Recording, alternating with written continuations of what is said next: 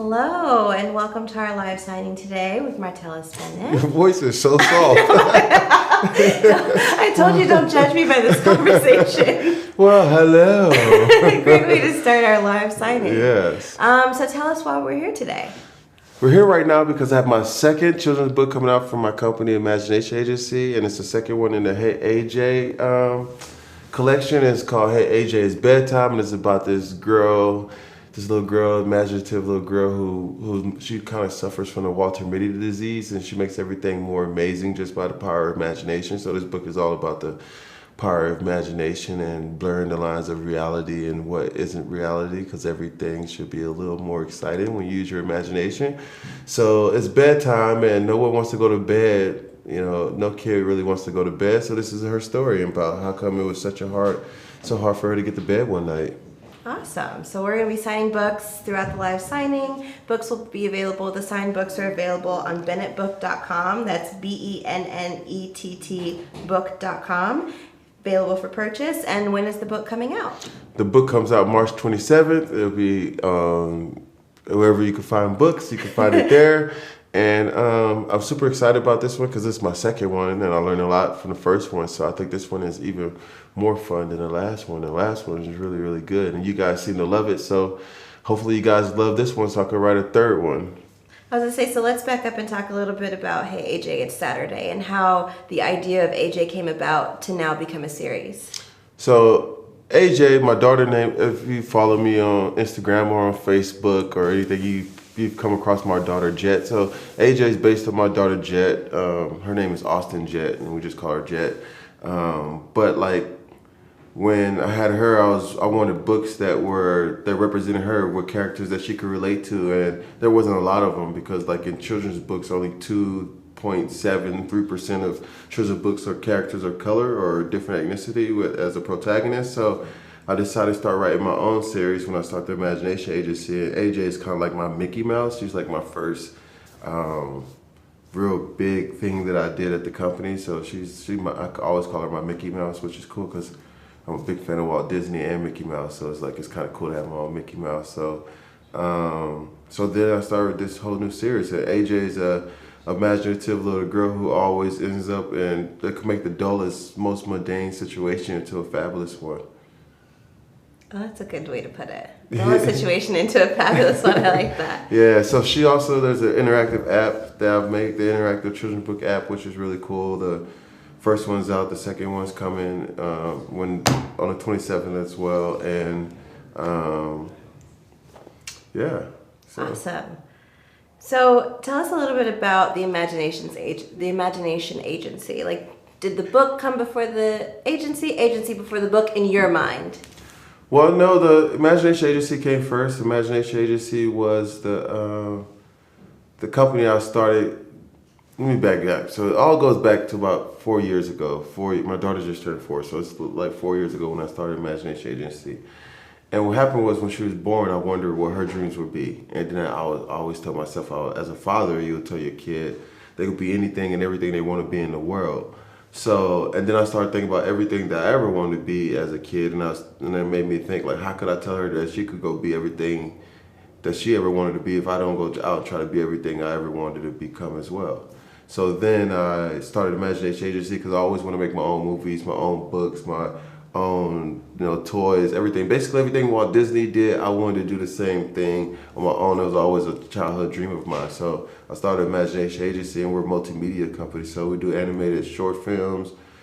Hopefully we could do animated feature films. I make interactive apps. I make toys. I make games. I make pretty much anything that you can play with. And the majority of my characters are characters of color. So I have other characters as well, tons of them. That's really cool that other products that I've written or made too. So you see AJ as being kind of transformed across, she's on the page, she's on the app, and then she's going to end up being on the screen as well. Yes, I actually, exciting news, there is a Hey AJ short film coming this summer. Awesome. Yeah, so, you heard it here first. Yeah, so you heard it here first. So I do have a Hey AJ short film that I'm finishing up that I will be premiering this summer, and a really cool thing that I'm working on. But no, yeah, I see her as I want the kids to be able to experience the content on all platforms because they're not just reading books; they're engaging on their phones, they're engaging on your screens, and then I'm working on a podcast as well. So it's like multiple things for them to experience the Hey AJ experience, which is I think it should be experienced in as many ways as possible because they're awesome. Right. It's like cake. You should have cake in the morning, cake in the afternoon, cake in the evening. Cake is delicious. You want to eat cake all the time, man. Right. I feel like this book is delicious and you want to eat it all. There's food in this book. There is a part in this book where there's just a couple of these dinosaurs in here that just decide to order pizza one night. But yeah, it's delicious. Awesome. So we're going to go ahead and get started signing some books. And then we also have a couple questions that we got in off social media that folks want to ask you. So we'll start with Nathan from Iowa. He says, Jesus. it's a real signature. You have shown that you're creative. Do you think creativity is something people are born with, or do you think it can be learned and or cultivated?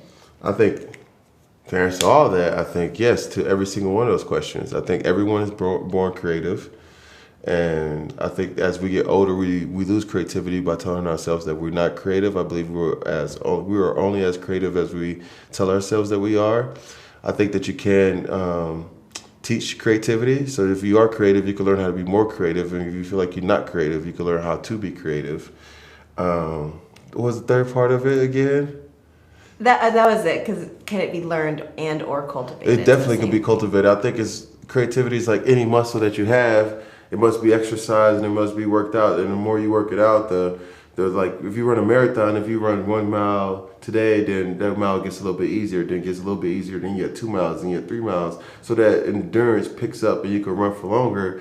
When you create short spurts and then longer spurts, and then longer spurts is the same way as training to run a marathon. Then you could create for long periods of time, and it's like really really cool because the imagination is a muscle that doesn't really it can't grow to capacity. Like my bicep can only get so big before I can't scratch my back, you know?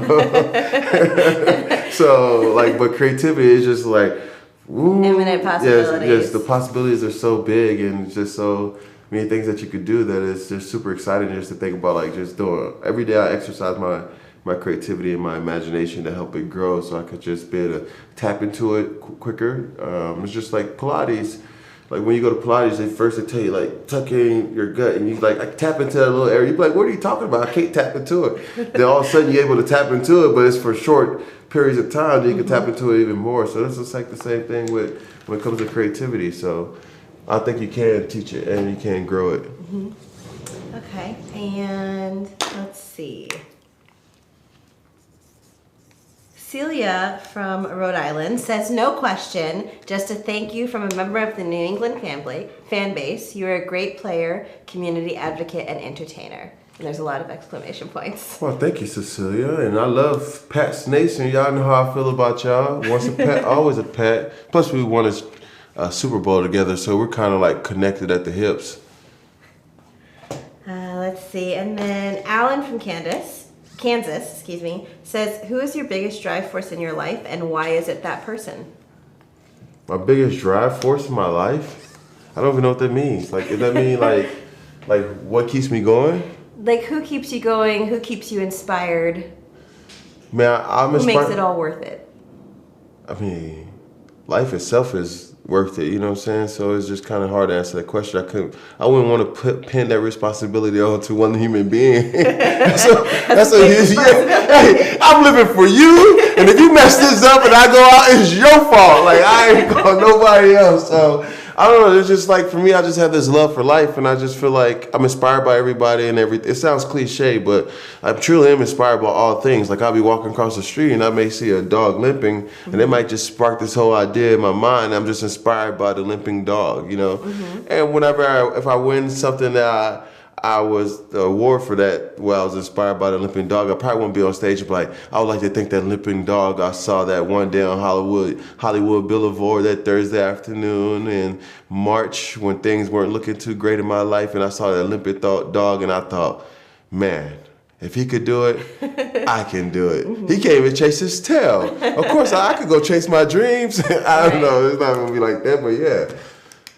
Understood. Okay, let's see. Can you tell, Ginger from Georgia says, can you tell us about any future projects that are in the works at the Imagination Agency? Well, am I looking directly at her? Hey, Ginger. How are you? I would say that we do have the new AJ film that's coming this summer. I have another book coming out. I have two books that probably come out this fall. My first adult book is coming out this year, so that should be really cool and super funny. And then other than that, I mean, I got a new graphic novel I'm finishing up and a new character that I'm introducing pretty soon as well, named Carolina Blue. So, talking about animation, you were recently at South by Southwest, and you did a panel with Laka, who does stop motion animation. Tell us a little bit about your trip when you went up there and what you guys talked about at South by. Well, I did most of the talking at South by. Sorry, Brad. Well, my trip to Portland to go to Leica Studio was amazing. It's like until you see stop motion on the television or the big screen, and you see it, but I don't think you can really connect to it until you've seen behind the scenes. And then you realize the beauty that actually goes into it. It's such an articulate and delicate process, and each motion is done by someone with a hand, and they make the puppets, they build the sets, they build the worlds. Like, everything is built to like scale, like, and they're not like small puppets, they're like tall puppets. They have a puppet that's 50 feet tall. Wow. That they use. So, I mean, it was just amazing to see like all the clothes they make. You know, there's like maybe one lady in the world. I mean, she probably gets paid a lot because there's only one of her that makes the clothing for like the puppets that they use, the little armatures and stuff. So a lot of science and a lot of math and a lot of good old elbow grease, figuring out type people. And it was amazing to look at the things they did to tell the stories that they tell us. Mm-hmm. And at South by Southwest, we just talked about awesomeness most of the time, which was cool. Awesome. Okay, we got a couple more questions coming in. So let's see. Wanda from Texas says, do you ever make it back to the Dallas-Fort Worth area? I'm actually planning on coming back down there pretty soon to do a book signing. There you go. Yeah. She says, if so, would you consider coming back to Reach High School? I've been to Reach before, right? Yeah, she said, we actually have a legit building now. And we would love for you to read the kids a portion of your book. Yeah, we could definitely make that happen. I have to reach out to Desi, somebody, and we can make that happen in Dallas when we go back down there. Awesome. Let's see. I'm going to butcher this name. Jaquita from Tennessee. I think that's Jaquita. Yeah, that's Jaquita. Okay. Your daughter is one of your inspirations to writing children's books. What are some other things that inspire you to create things that children can relate to? I think it's just a lot of it is my own childhood. Like, there's a lot of things that I wanted, and being a person of color, like, you know, like a superhero that I could look at when I'm 5, 4, 6. You know, like Black Panther is older than, like, when you know, until you're 12, you don't really know about Black Panther. Then half the time you don't know what's going on in it. You know, just talking about like just young awesomeness from a young age. So a lot of stuff is like stuff that I wanted to have when I was a kid that I didn't have, that I want my daughter and her peers to have. So I have nephews now, so I've started writing more content with boy characters. And then I just like to tell, I have all these stories that I just want to tell. So it's just like, what's the best way to tell these stories? Mm-hmm. Do you have any favorite books from your childhood? Yes, I do. I was a huge Harry Potter kid. I loved everything Walter D. Myers did. Scorpion, Slam, all those books. Watson Go to Birmingham was my favorite stories. I still read a lot of books, so I still have favorite books now. I read a lot of children's books now that are like that are very good as well. But I mean, that's just a long list. It just could go down the list. I mean, I love Shel Silverstein. Mm-hmm. Charlie and the Chocolate Factory was one of my favorite books. Roald Dahl is one of my favorite authors of all time. I mean, I've read so many books, it's just hard to pick some. So. Yeah, it's always hard to like pick. Especially on the spot, because you'd be like, I leave that one out. I didn't know, I didn't think about it. You'll get a tweet later from somebody. Yeah. Let's see. Jan from Texas says, what was your favorite Dairy Queen food choice item back in high school? Hey, Jan, I know Jan. Nah. I was like, that's a very specific question. It's my friend's mom. Hey, Jan, how you doing? It was obviously the chocolate extreme blizzard. Mm-hmm. I got it before every game, football game, which was ridiculous. Let's see. What was the biggest obstacle you faced and overcame during the creation and publication of this book? I think the hardest thing, like especially from the first book to the second book, I think the hardest thing was just the learning curve. Like, I didn't know how to make a book. I didn't know where books were printed. You know, I figured they would be printed in China. You know, and I didn't know they had to pick out the type of paper you want to use, mm-hmm. like from the extra pages that go in there, like the copyright pages, and all these other informational pages and stuff like that. So I think the actual creation of the book, as far as like writing the story, was probably the easiest part. But everything that came after the business side, because I basically taught myself how to do it. Mm-hmm. So I just tracked down, you know, different printers and from books that I like, and then I have a lot of papers out of books that I like. So I would be like, oh, it's like the paper in such and such book. And then from then I started learning about all the different types of paper and getting all the examples and which high gloss, matte gloss, like which one works best. Mm-hmm. And I think that was the biggest thing, all the information of actually like putting a book together. Because I didn't have a publisher. I am the printer mm-hmm. and a publisher. So it was like, that was cool. So then when you're looking at like the type of paper that you want for your book, are you thinking like, okay, if there's a 4-year-old and she's eating ice cream, I don't want her book to be ruined, and so you pick a different kind of gloss for that? No, I think ice cream on pages in a book is one of the most awesome things that can happen. If you have an ice cream and reading a book, then you're living a great life, right? Living your best life. No, when I pick out the paper, it's just like what makes the art pop the most and which feels the best with the art, so it gives the reader the best vibes of the color in the world that I created with the characters and everything. Mm-hmm. There's a lot going on in these books, so it's just like these pages are a lot darker because it's taking place at nighttime. So there's like this dark shade over all the art in here. So I wanted to feel like you flipping through the night when you flipping through the pages, and not like I wanted to be super bright. So it's like a little toned down, and you can see shadows on purples and blues, or shadows on all the pages and things like that. So. So just little things like that I learned from when I started making the books. And I don't put my full name on the book. I always say created by Marty. Because at first I didn't want people to like just buy the book because it was like Martellus Bennett's name on it. You know, mm-hmm. I wanted people to actually enjoy the book. Mm-hmm. But some people said it was silly because I might sell more books if I put my full name on it. Like, but who's Marty? You know, so nobody knows Marty, but everyone knows Martellus Bennett apparently. So. But it was more about the art than it was about selling the books. And I think it's just important for little girls to see themselves where the book, if it's a character of color, is not focused on their color, it's just focused on their awesomeness, you mm-hmm. know? So that's what this is. Yeah, that is really important. So then another question would be, how did you find the time? How did you find the time to start this? You were coming off of a Super Bowl or right in the middle of about to win a Super Bowl. I actually wrote this book. I wrote this book a year and a half ago. Mm-hmm. I've written like 12 books, mm-hmm. but I only could put out so many at a time. Right. You know, so I'm always writing. I'm never not creating. Right. So it's really not the time. It's like if I'm not doing football, I was always making something. Mm-hmm. Like I don't really do anything else. I don't party. Really, I'm trying to get out a little bit more with my friends now because I feel like.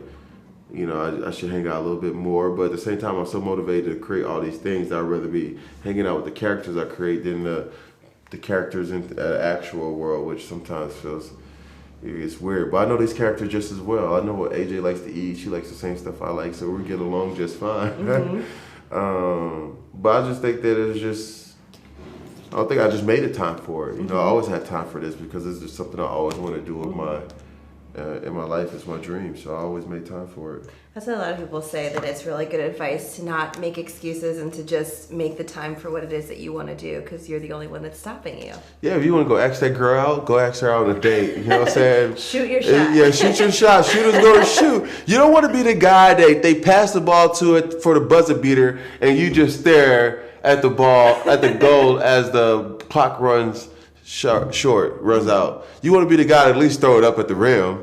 So I'm that guy. I just throw it up at the rim. This might go in, but not. Y'all, it's March Madness right now. We see a lot of madness going on. A lot of people just throwing balls at the rim and winning like that. So it's the same thing in life. Like, if your dream is your dream, wherever it may be, like if you want to open that food truck, then go ahead and open that food truck, man. It's like, I might eat there, you know what I'm saying? So I think those things that you love and that always pull you back and that always pull at you and they always tug at you. Those are the things that are trying to get your attention, and you keep them around because you never truly knock their hand off. Mm-hmm. You always wanted to keep touching you so you can remember that dream. It's just that tug, like, hey, remember me?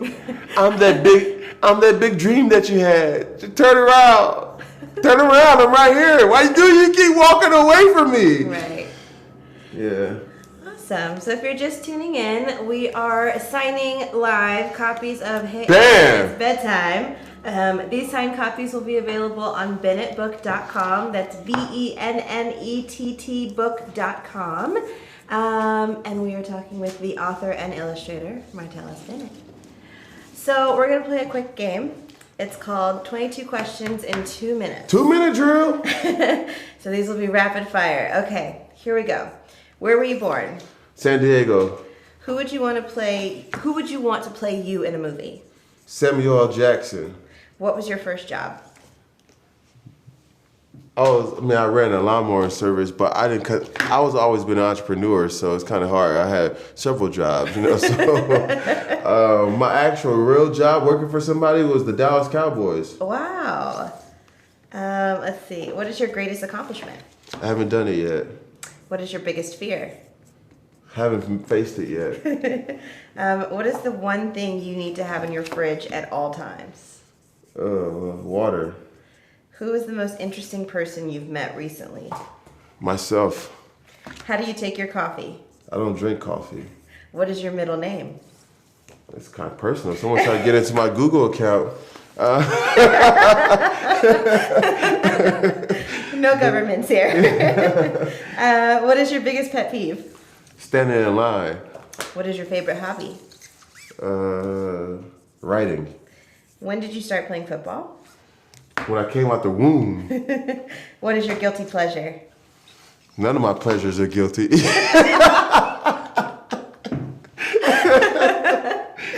like one of those questions that you just don't know how to answer. Yeah, no, I enjoy all my pleasures. They don't make me feel guilty at all. What color is your toothbrush? Purple. Are you a morning person or a night owl? I'm both. What is your worst habit? Being incredibly awesome. What was the last gift you gave? I got my daughter a fire truck. Remote control fire truck. Well, that sounds fun. Yeah. What is the last album you bought or streamed? Rick James Essentials. Really? I love Rick James. He's my spirit animal. Who doesn't love Rick James? Super freak! Super freaky, super freaky! What is your favorite thing to cook? Cereal. Which there's a really cute video that you posted of you and Jet with your cereal. I can't remember what it was called, but it was you guys both. Cartoons and cereal. Cartoons and cereal, yes. Let's see. What cause is dear to your heart? Representation. Name 2 items on your bucket list. Ooh, that's a good one.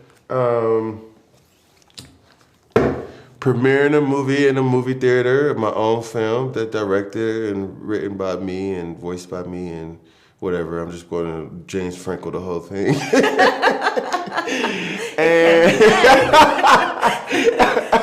and another thing I want to do, I think is I want to perform at a major music award. So, or some major show. I want to be one of the performers at that. It's like one of my goals too. Mm-hmm. Okay. And the last one is, where do you want to go that you've never been? Not to heaven, because I ain't ready to die. But where do I want to go that I've never been? I just got back from Japan. That was like my dream place to go. I will say the next place would probably be Hogwarts. Actually, the actual stuff they built over there in London and wherever Harry Potter lived. Yeah. Have you been to the one at Universal? I have not. I plan on going there, though. I hear the one I think, because there's one in Orlando and LA, but I think the one in Orlando is better.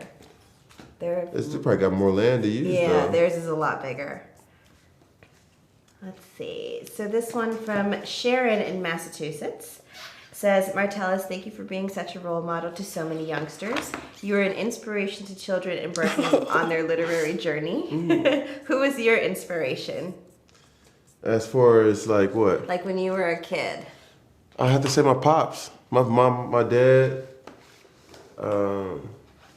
And other than that, I have to be like, I really know. I liked a lot of people, like, but as far as like inspirational, just like, I don't know, it's like inspiration could lead you in so many different ways. I would have to say that there was too many inspirational people like I looked up to, or like I really enjoyed their work. So like J.K. Rowling, like the fact that she was like, a single mom on a train and wrote Harry Potter on a napkin, it's like we all try to get moleskin notebooks, and here she is. All she had was a napkin. Turned into 7 books that are 700 pages each. I mean, napkins, would they take her to write the entire, that should be something that she does. Like, we write the whole story on napkins, and let's just see how many napkins it takes, and let's just put that in a museum somewhere. And like, and she could spill her coffee on it. She could spill her, wherever she's drank. I mean, she probably doesn't have to touch the coffee cup. She made so much money. She probably just holds her face out. Somebody else cools it down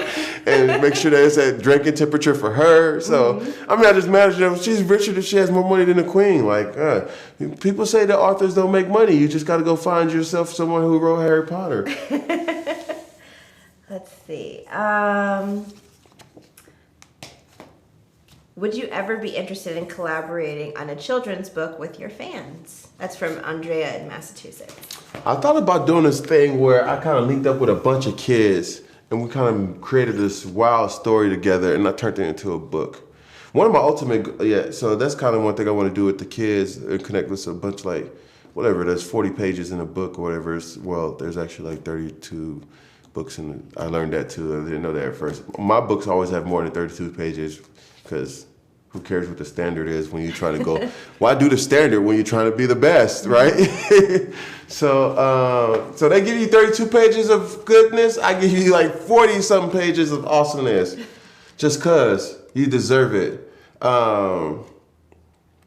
Yeah, but no, I'm down. I'm down for creating stuff. Collaboration is the best way to create. What other kinds of things do you draw outside of your children's titles? Weird stuff that's psychedelic, and you'd be like, what is that? I don't really, like when I don't draw like stuff that's like for this, like children's books or like animation and stuff like that. Usually it's just like the weirdest thing I could possibly think of. I just start with a circle, and wherever that circle turns into, that's what I draw. What it is, I don't know. Sometimes it's just like these weird creatures that look like they've been doing drugs with one another. But I don't put those in the children's books, just in case you guys are wondering.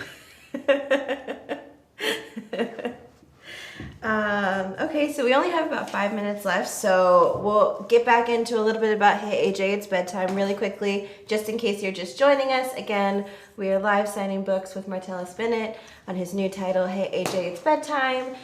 These signed copies will be available on bennettbook.com. That is BENNETT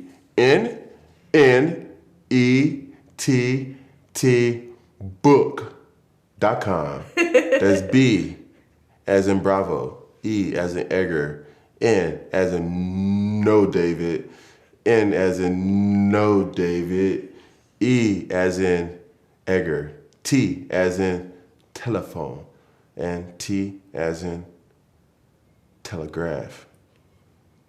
Book.com. It's a much more creative way than when I spelled it. So then quickly before we wrap up, where else are we going to see AJ just one more time for those that are just joining us? So AJ's will become, so I have like AJ there's where you're not going to be seeing AJ, right? So AJ is going to be, she's going to be all over. So I'm working right now to make a Hey AJ doll. That's pretty cool. And then she has a cartoon series. She has a new app. She has an app right now. The last Hey AJ Saturday app is free, actually. If you go to the Apple App Store, you just search Hey AJ Saturday, and you can get the first interactive children's book app for free. It's totally awesome, and I should probably charge for it, but being a bad businessman in the beginning, I did not. So you can check it out. The next one comes out on the 27th. But AJ, she has new stuff. I'm working on her third book. Actually, I already wrote her third book in my head. I just got to write it on paper. And I'm thinking about doing a Hey AJ art exhibit. Oh, that'll be fun. Yeah, that'd be cool. Awesome. And then anything else that you want to tell us that's in store for the Imagination Agency that we should look out for? The Imagination Agency is awesome. What do we have? We have movies, we have films, we have toys, we have clothes, we have so much awesomeness. I'm dropping 2 more albums this year. And so I'm releasing like 40 songs this year. And then I'm going to make, I'm doing a documentary right now as well. I'm working on a documentary that's pretty cool. And then I'm going to make, I'm trying to make some furniture for some people. Some cool furniture, like a chair that looks like a dragon. So it's like you're sitting on a dragon. Who doesn't want one of those? And I've been working on these monster pillows, and I'm going to start releasing my art, my midnight art. This is my daytime art. The midnight art is the art that you really want to get. And then other than that, I'm just going to be making as much cool stuff as possible. Like I'm just on this creative journey to try to make as many creative things as possible, tell as many stories as possible for as many people as possible. And one of my next goals is to read a bedtime story to every kid in the world. That's something that, I don't know if anyone did that, but they didn't have the technology that I had to do it. So right now I'm planning on reading a bedtime story to every kid in the world. So I'm going to do like this event, and I'm trying to break this Guinness Book of World Records. Yeah, that one. That book.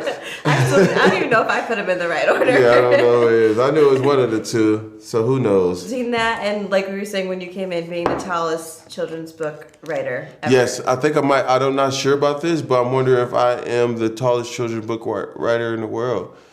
I know what I am, though. I am the most awesome children's book author in their entire world, Craig. I'm going to read a little excerpt for this book for you guys, all right? This is special. This is exclusive.